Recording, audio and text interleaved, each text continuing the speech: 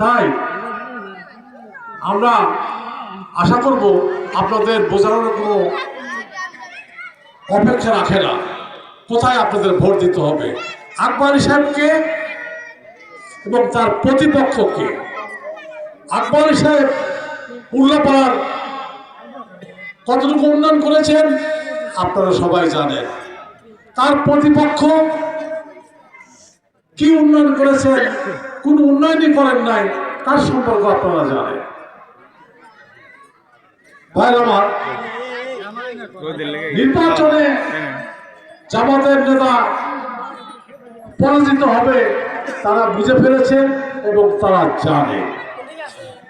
তাই তারা চেষ্টা করবে প্রতিটা সেন্টারে একটা অশান্তি তৈরি করার চেষ্টা করবে তারা। সেদিন থেকে আমাদের যারা ভাইয়েরা আছেন, ছাত্রদল, যুবদল, স্বেচ্ছাসেবক দল, শ্রমিক দল,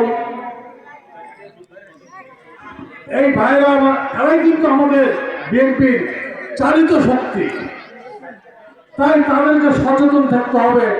তারা সকাল থেকে ভোট কেন্দ্রে ভোট দিয়ে উপস্থিত থাকবেন এবং কোন রকম যেন এই জামাতের কর্মীরা অশান্তি তৈরি করতে না পারে সেদিকে আপনাদের লক্ষ্য রাখতে হবে। ভাইয়েরা আমার, আমাদের মূল লক্ষ্য কোথায়?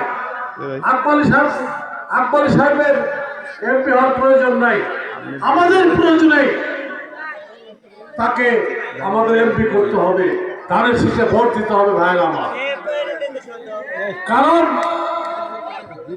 এই যে আকবর আলী সাহেব এত উন্নয়ন করেছেন যে উন্নয়নের কথা বলে শেষ করা যাবে না।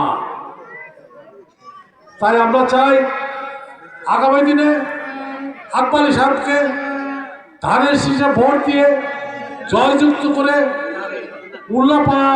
উল্লাপাড়াকে সন্ত্রাস মুক্ত, চাঁদাবাজ মুক্ত, উল্লাপাড়া মাদক মুক্ত উল্লাপাড়াকে গঠন করতে হবে।